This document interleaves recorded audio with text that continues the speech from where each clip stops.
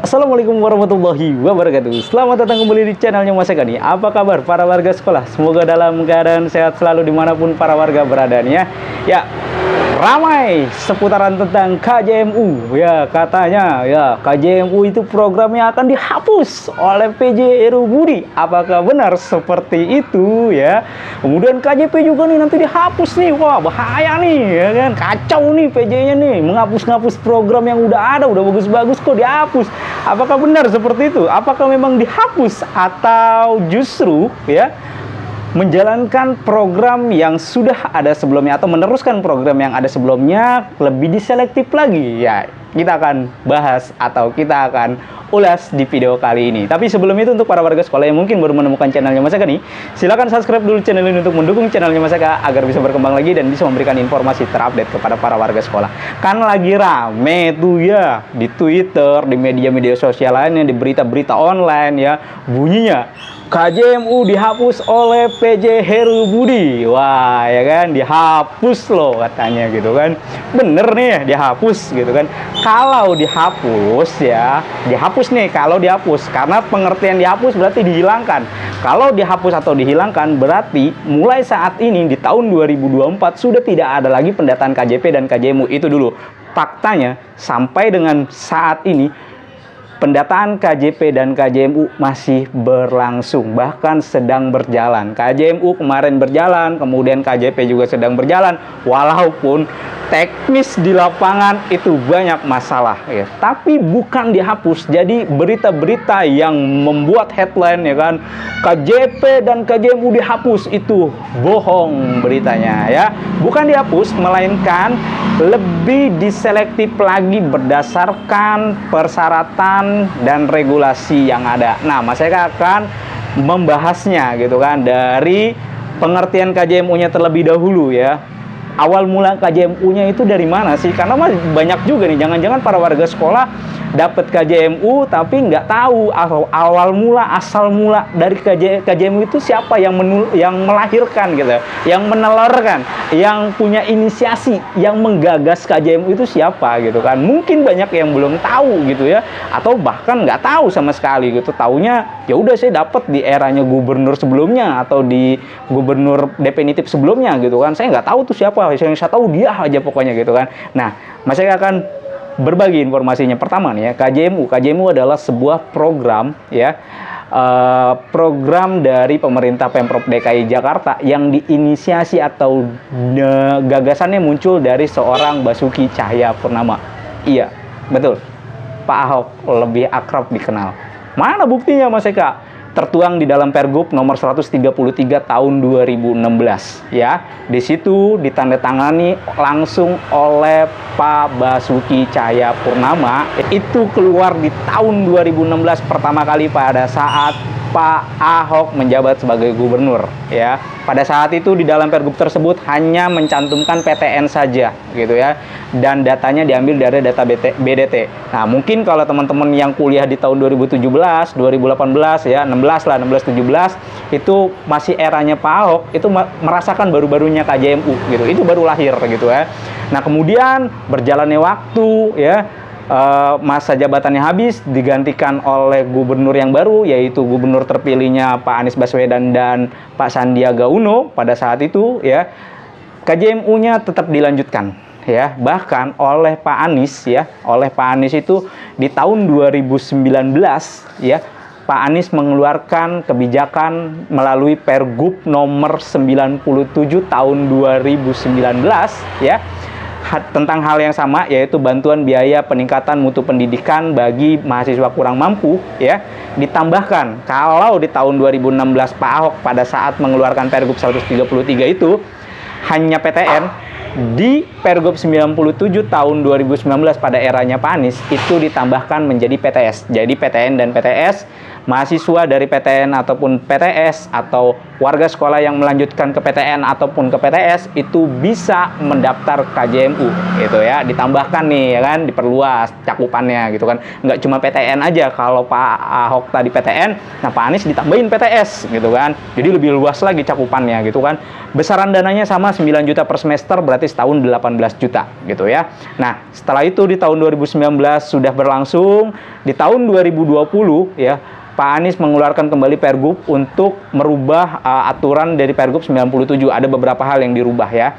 Salah satunya Pergub nomor 91 tahun 2020 itu yang dirubah adalah syarat untuk mendaftar KJMU. Ini patut ditandai atau patut diingat oleh para warga sekolah, dicatat bahwa syarat menerapkan terdaftar di dalam DTKS tertuang di dalam Pergub 91 tahun 2020. Ya, di situ syaratnya wajib terdaftar di dalam DTKS pada era Pak Anies Baswedan gitu. Jadi kalau misalkan sekarang ada yang nanya, wah ini di eranya sekarang aja nih DTKS baru diterapin gitu kan? Enggak.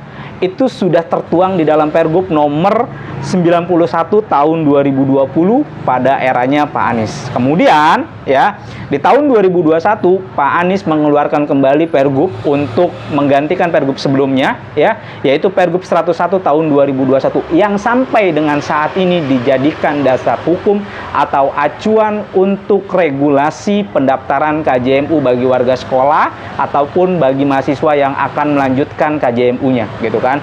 Syaratnya tetap terdaftar di dalam DTKS dan sampai dengan saat ini Pergub tersebut belum digantikan.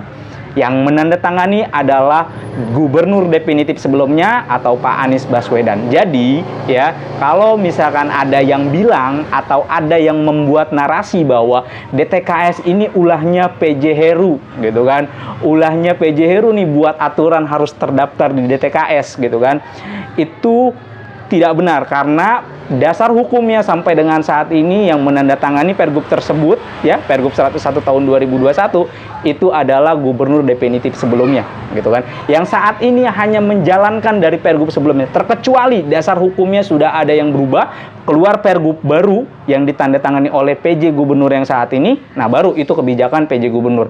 Yang saat ini terjadi adalah penyeleksiannya lebih diperketat. Kenapa? Karena kan di Pergub 101 tahun 2021 tersebut menyatakan harus terdaftar di DTKS tuh ya. Bener nggak? Bener kan? Nah, kan di Pergubnya tertulis seperti itu tuh, ya kan? Permasalahannya, bagi mahasiswa yang tidak terdaftar di DTKS tidak bisa daftar lagi gitu, tidak bisa melanjutkan lagi, itu permasalahannya kan.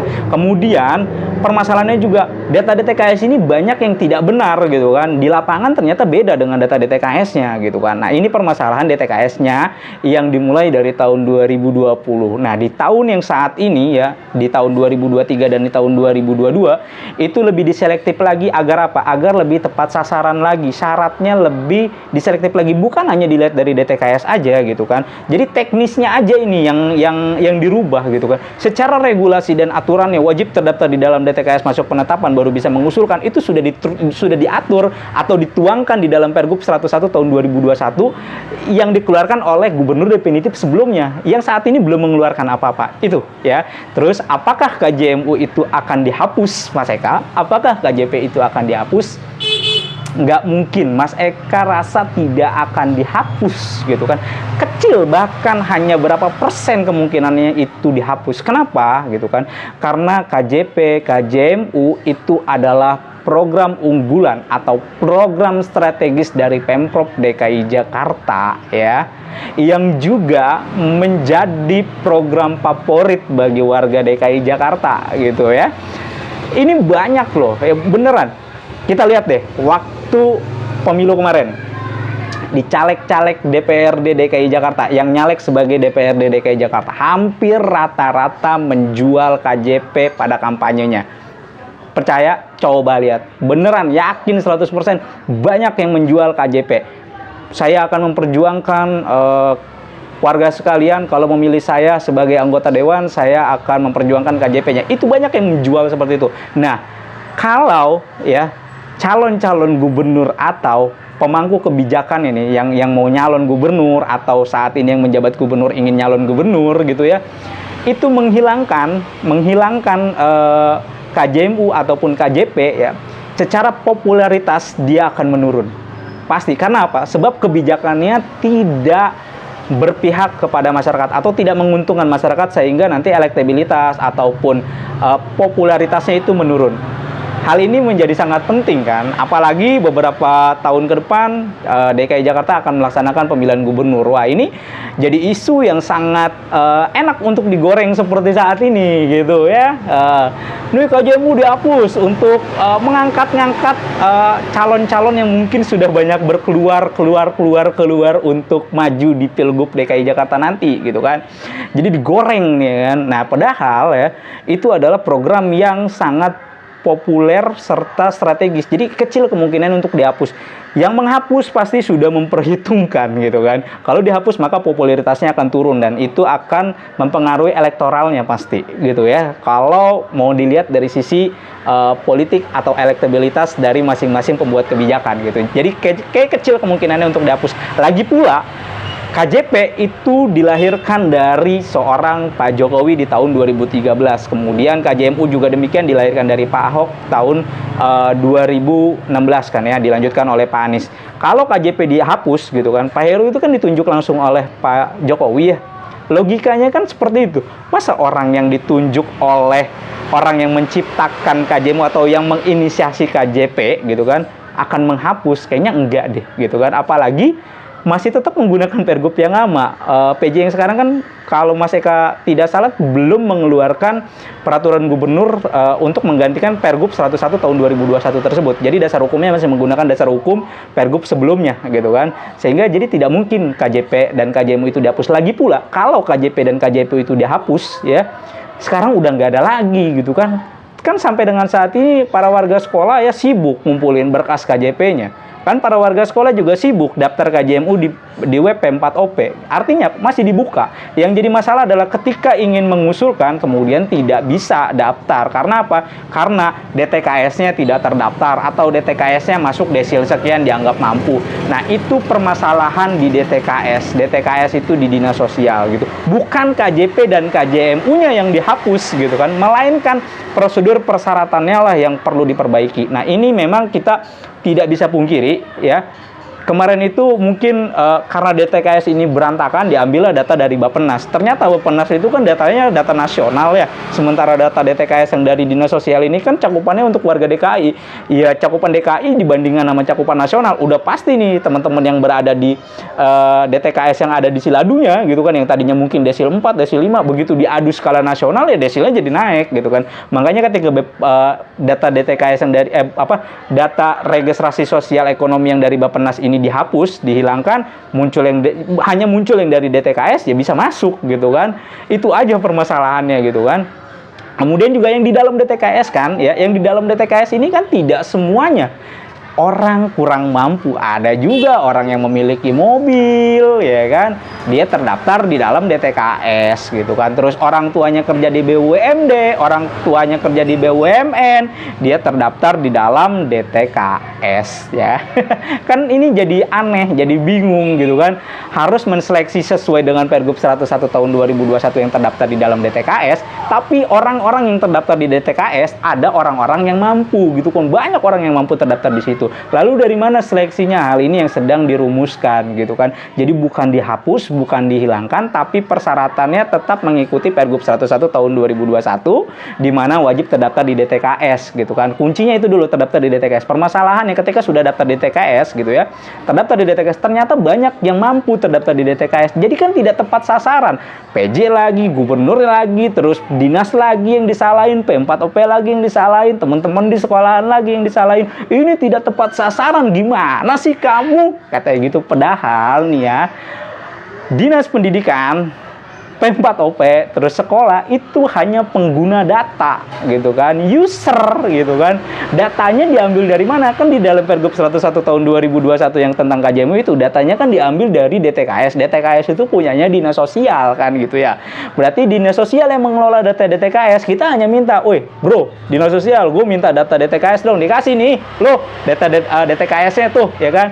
Diambil, ya udah kita tampilin gitu kan. Nah, ketika banyak yang tidak sesuai, sekolah yang disalahin, P4OP yang disalahin, dinas yang disalahin. Ini gimana sih kok DTKS-nya berantakan, orangnya mampu kok bisa tetap dapat KJMU, padahal tugasnya kita hanya menerima data dari mereka aja gitu kan. Sini mana yang mau dikasih bantuan KJP dan KJMU, mana sini data DTKS-nya. Nih si Eka, ternyata si Eka di lapangan punya mobil nih, tetap dapat.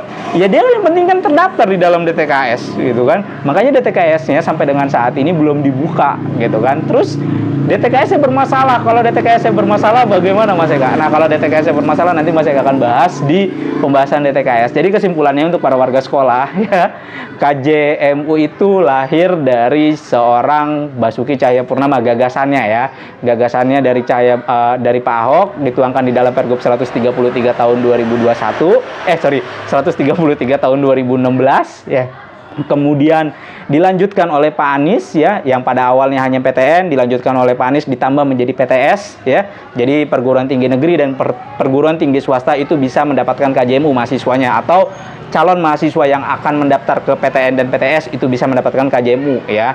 Kemudian di tahun 2020 ya, datanya persyaratannya wajib terdaftar di dalam DTKS ya. Pak Anies mengeluarkan pergubnya di tahun 2020, yaitu Pergub nomor 91 tahun 2020 ya. Di situ syaratnya wajib terdaftar di dalam DTKS. Kemudian di tahun 2021 juga dikeluarkan pergub yang terbaru, yaitu Pergub 101 tahun 2021 yang sampai dengan saat ini masih digunakan untuk regulasi atau dasar hukum penerimaan calon KJMU atau penerimaan calon penerima KJMU menggunakan pergub yang 101 tahun 2001 tersebut. Dan apakah KJMU dihilangkan, KJP dihilangkan? Sampai dengan saat ini tidak, dan kemungkinan besar tidak akan dihilangkan. Yang akan diperbaiki adalah sistem database-nya atau data DTKS-nya. Nah, siapa yang memperbaiki data DTKS-nya? Nah, itu ranahnya orang Dinas Sosial, karena ranahnya kita, ranahnya sekolahan, ranahnya P4OP, ranahnya Dinas Pendidikan, itu hanya menerima data dari Dinas Sosial aja, DTKS tersebut, untuk disalurkan bantuan pendidikannya. Karena bantuan pendidikan ya diberikan ke Dinas Pendidikan, sekolah-sekolah gitu ya. Dilihat, diverifikasi kembali. Nah, kalau memang datanya tidak sesuai, DTKS kan syarat utamanya DTKS terlebih dahulu. Kalau DTKS-nya masuk ya, mau dia punya mobil, mau dia apa, dia masuk DTKS, dia berhak untuk mengusulkan kan gitu. Berhak untuk bisa dapat gitu kan. Kita tidak bisa bilang tidak. Kalau misalkan kita bilang, "Kamu nggak boleh ngusulin karena kamu punya mobil," tapi dia terdaftar di DTKS, kita yang salah. Gitu kan. Kamu nggak boleh ngusulin ya. Ingat, mengusulkan gitu kan. Bukan berarti dapat loh gitu ya. Ini dua hal yang berbeda. Ntar digoreng lagi nih kan. Penerima KJMU gitu kan tidak bisa mengusulkan gitu kan, tidak bisa dapat gitu. Padahal mengusulkan dan dapat itu dua hal yang berbeda gitu kan. Nah, sekarang teman-teman bisa mengusulkan kembali ya selama dia terdaftar di DTKS, karena hal itu tertuang di dalam Pergub 101 tahun 2021. Jadi kesimpulannya, tidak ada yang dihapus programnya, tetap programnya dilaksanakan dari eranya Pak Ahok, kemudian ke eranya Pak Anies, sekarang eranya PJ Gubernur Pak Heru Budi gitu kan. Itu tetap masih dilaksanakan, nggak ada yang dihapus gitu ya. Jadi kalau misalkan ada narasi yang bilang katanya KJMU akan dihapus atau KJMU dihapus nih ya kan, KJP dihapus nih ya kan, itu dari tahun kemarin ngomongnya begitu terus ya, narasinya selalu begitu terus ya kan. Dari 2 tahun yang lalu tuh ya narasinya selalu begitu, bahkan waktu Pilgub tahun 2019 ya kalau tidak salah ya, 2019 atau tahun 2000 berapa itu yang Pilgub antara Pak Ahok dan Pak Anies ya kan. Kan Pak Anies juga sempat diserang dengan isu seperti itu ya. Wah, nanti kalau misalkan gubernurnya Pak Anies, KJMU dan KJP-nya akan dihapus. Tapi kan nyatanya tidak. ya kan, malah ditambahkan di plus, ya kan. Yang ini pun sama gitu, tidak dihapus. Kalau dihapus ya sekarang sudah dihilangkan, tidak ada pendataan lagi. Tapi faktanya sampai dengan saat ini pendataan KJMU kalian daftar di web P4OP, ya kan. Kemudian teman-teman yang di sekolah juga masih mendata KJP. Faktanya sampai dengan saat ini warga sekolah masih bisa mengusulkan selama sesuai dengan Pergub nomor 101 tahun 2021 untuk KJMU dan 110 tahun 2022 atau 2021 untuk KJP. Selama dia terdaftar di DTKS sesuai dengan Pergub dari definitif gubernur sebelumnya, maka bisa mengusulkan. Jadi seperti itu. Jadi jangan termakan isu bahwa program ini akan dihapus. Kecil kemungkinannya untuk dihapus. Oke, mungkin Mas Eka rasa cukup video kali ini, konten kali ini. Mudah-mudahan bisa bermanfaat untuk para warga sekolah. Silakan bagikan ke para warga sekolah lainnya agar para warga sekolah lainnya juga bisa mendapatkan informasi yang sama. Ingat, cerdas, jangan termakan hoak. Mas Eka undur diri, sampai jumpa di konten berikutnya. Wassalamualaikum warahmatullahi wabarakatuh.